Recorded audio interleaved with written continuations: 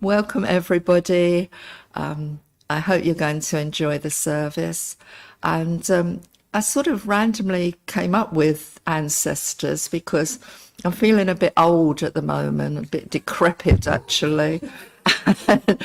And I think, I don't know whether, but maybe the older you get, the more you think about the past. And I never knew my granddad. I don't even know what he looked like. But I keep thinking about him, and all I keep thinking about is what my mum told me, that he cleaned the public toilets in Aldgate, and he had a dog that he used to dress up to get more tips from the people that use the lavatories. So it kind of... So I thought, it might be interesting to hear what you've all got to say about your ancestors, really. So, now my glasses have steamed up. I've already dropped the coffee on the floor and papers all over the floor. So,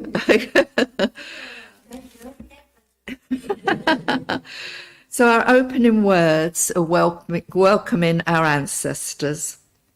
And welcoming our ancestors is found in many cultures. So these are our opening words. We welcome our parents, grandparents, aunties, uncles, siblings across time and place to be here with us. We call on the early Unitarians, lay people and ministers who brought our faith tradition to Devon. We call on ancestors of our congregation who grew and dreamed this church and community into being. We call on all the above to join us here today.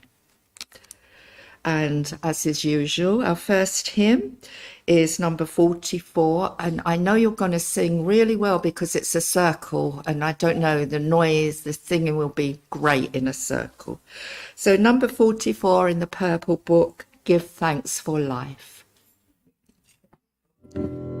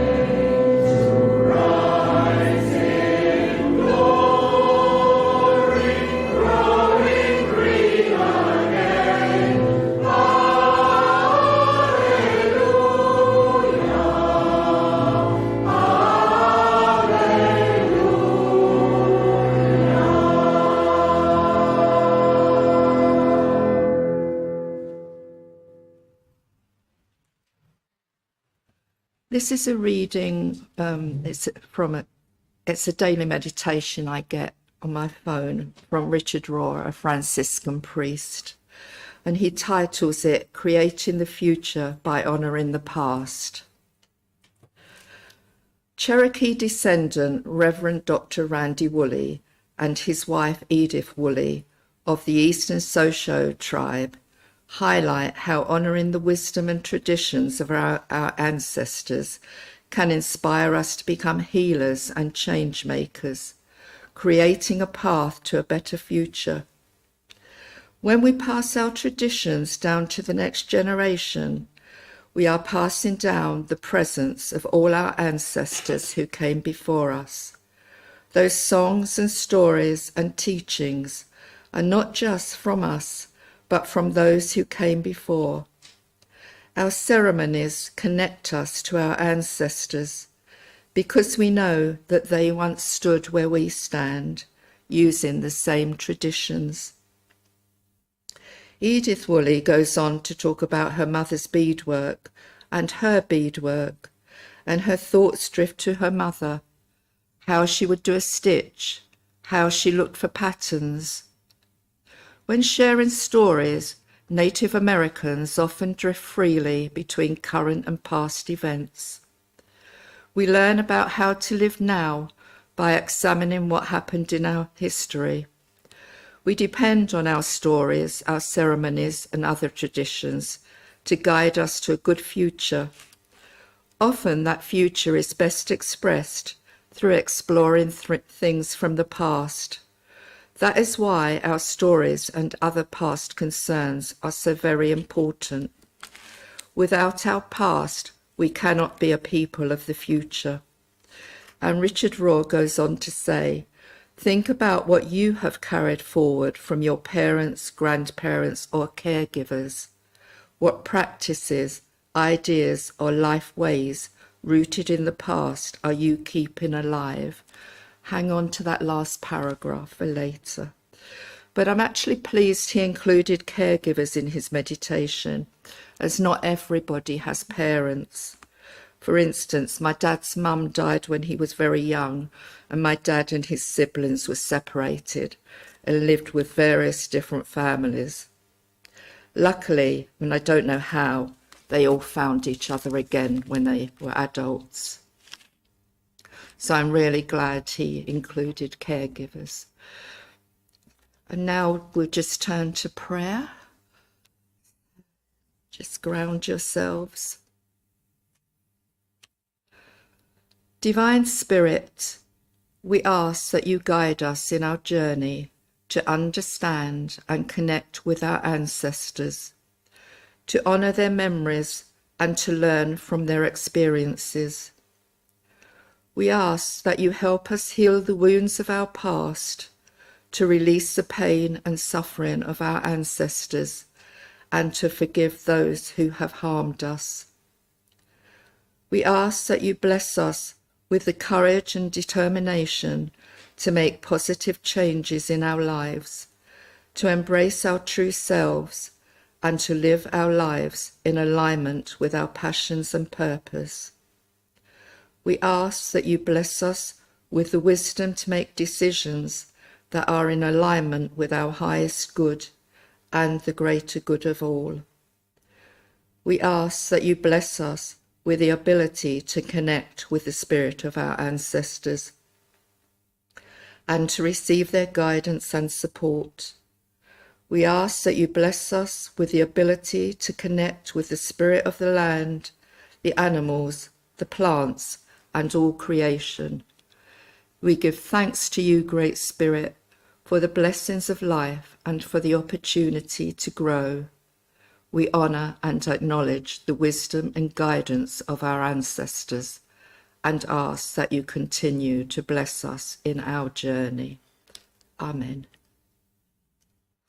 And now we'll have our second hymn, which is Green Book 188, Let Love Continue Long.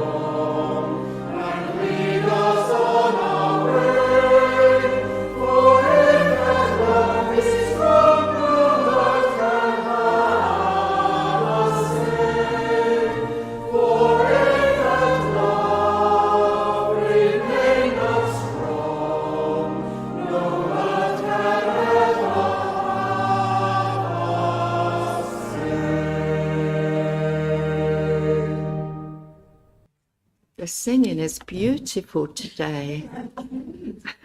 It really is. It's lovely. And Linda's now going to do a reading, and she might tell you a little bit how you found this reading. All right. Thank you, Linda. Am I coming across okay? Right, well, I've done family history for myself and for other people, and I found this piece about the Doomsday Book back in 1997. I'll read what it says. The Doomsday Book is a manuscript record of the Great Survey of much of England and parts of Wales that was completed in 1086 at the behest of William the Conqueror.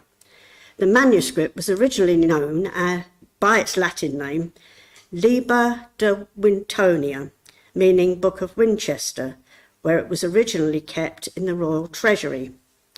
The Anglo-Saxon Chronicle states that in 1085, the king sent his agents to survey every shire in England to list his holdings and dues owed to him.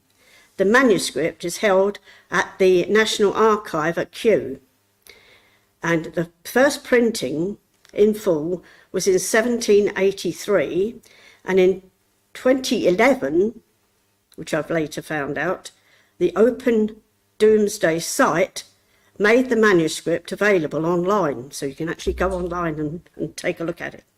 We therefore have lists of people, county by county, for a period of almost 1,000 years ago, the equivalent of a pre-World War II phone book. By no means all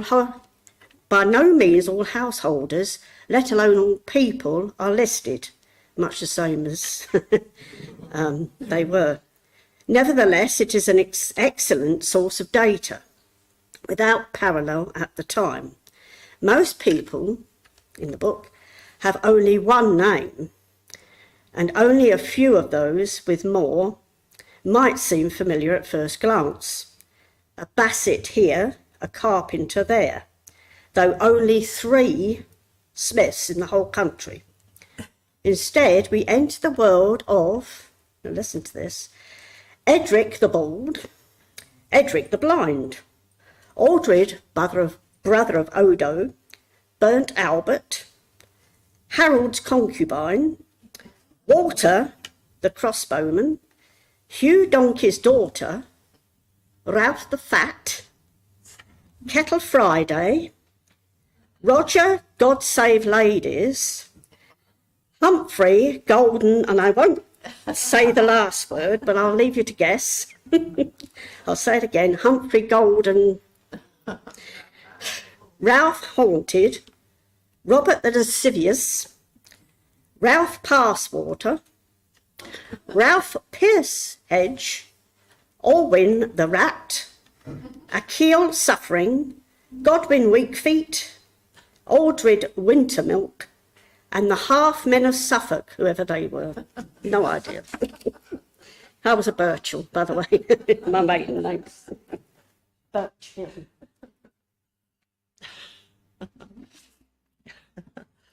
When Linda sent that to me, I just thought it was so funny.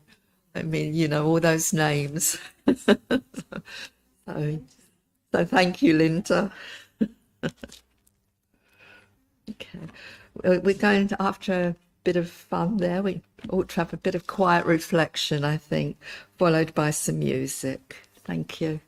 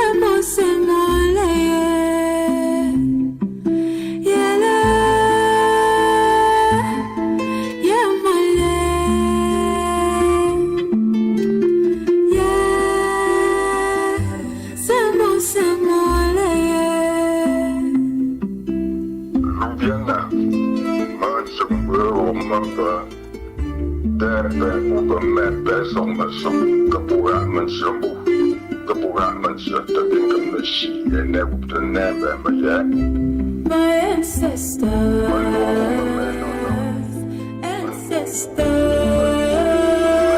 mes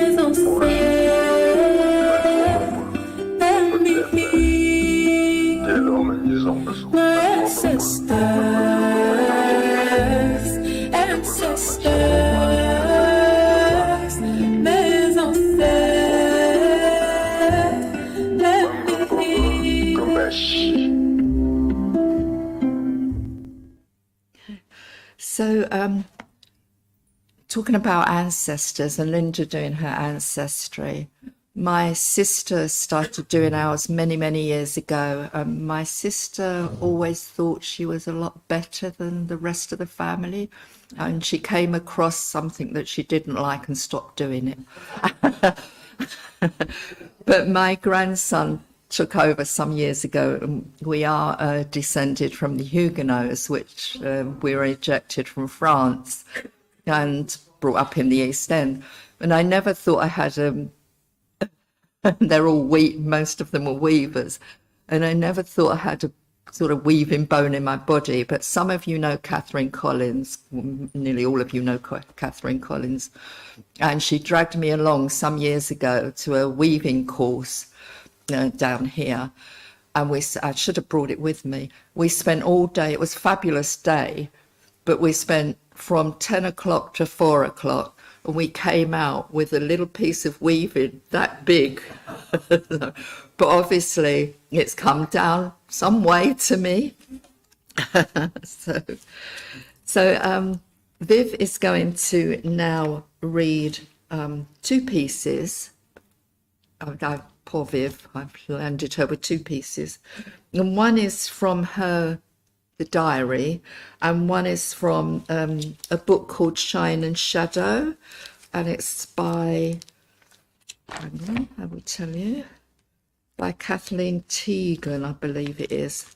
And it's a book that we've had in the vestry, which will then be followed by a discussion. And I know you can all break into maybe groups of 3 or 4 and a little discussion. So thank you, Viv.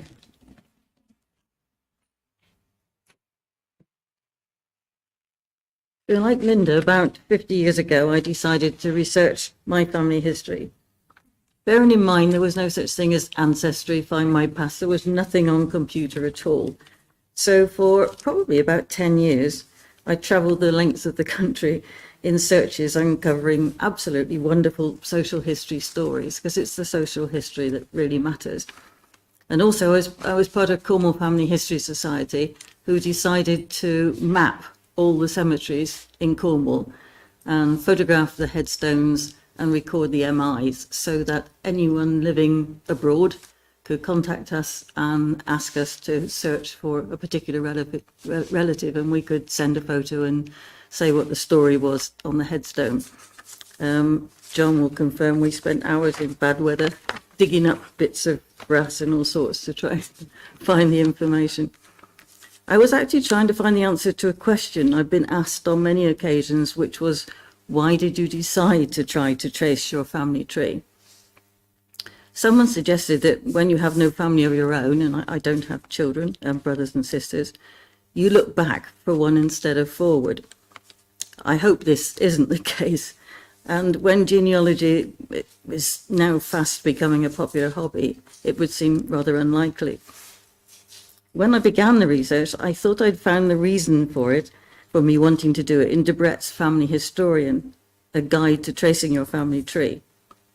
One chapter deals with Celtic races, and as you know, I am a corn, and it states that Celtic races use patronymics rather than surnames, i.e. in place of a surname, they use their father's and grandfather's Christian name, so that a Cornishman called John Richard William was in fact John, son of Richard, son of William, and gradually these became the surnames. Consequently, Celtic genealogy gets lost in the confusion of too many people with a single surname, such as William and Thomas, the Welsh much the same. When villages were made up of families of the same surname, everyone knew everyone's family history, so failed to record it in writing. Few, after all, could read and write. Oral history was important. For many old people can remember the traditions of families far back, but like my grandfather, I didn't listen to him when I was a child, and he put nothing on paper. The intense interest that Celts have in their own and their neighbours' ancestors is surprising until you remember that it is a habit ingrained for 1,000 years or more. A quote from G. Pauly White's A Handbook of Cornish Surnames from London 1972 says, whilst reading Sir William Addison's Understanding English Surnames, I was moved by his introduction describing how our ancestors had established a way of life as compulsory or free tenants, unbroken until the Industrial Revolution disrupted it and produced a population without roots. Following 2 world wars in one generation, and economic and social chaos, the young, no less than the old, are inquiring into the past, wanting to know whence they came, in the hope that this will help them to understand what has happened and make it a more secure foundation for the future. Whilst this is a little nostalgic, the instinct is by no means irrational. As the leading Danish philosopher said, history is lived forward, but it is understood backwards.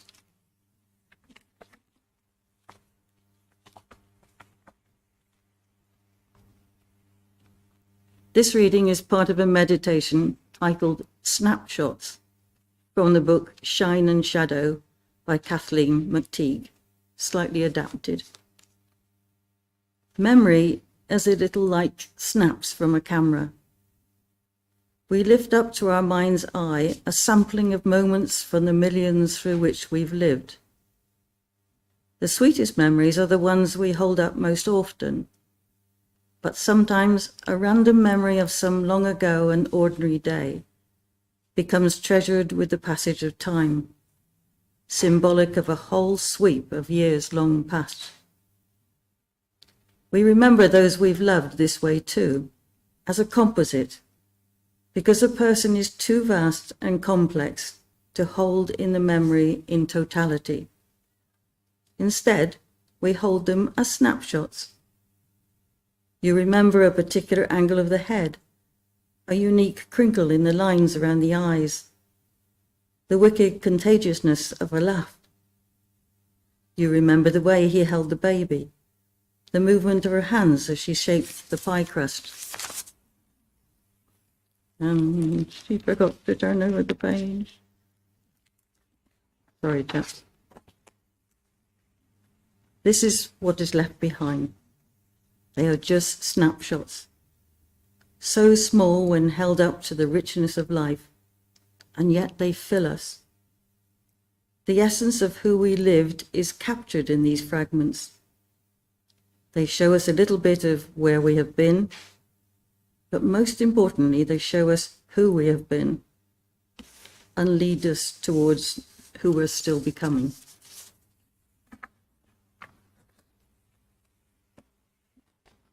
Thank you, Viv. That was really interesting. So now I leave you to get into groups and talk about how your ancestors inform how you live today. Okay, we've got about 10 minutes. So you can move around and go into different seats. I leave you to it. I am going to have to bring you back together again.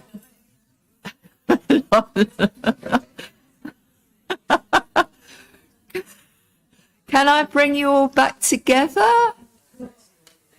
I know you're in mid-flow. I'm sorry about that.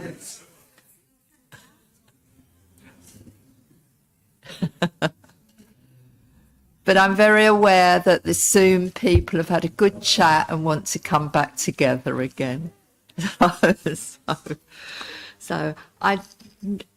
Does anyone want to say anything, or are you happy just to have had the discussion?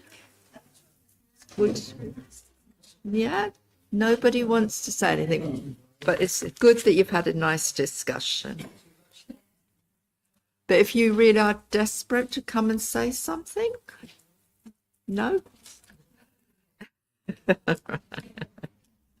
Okay. So our final hymn is 218 in the Purple Book, With Heart and Mind.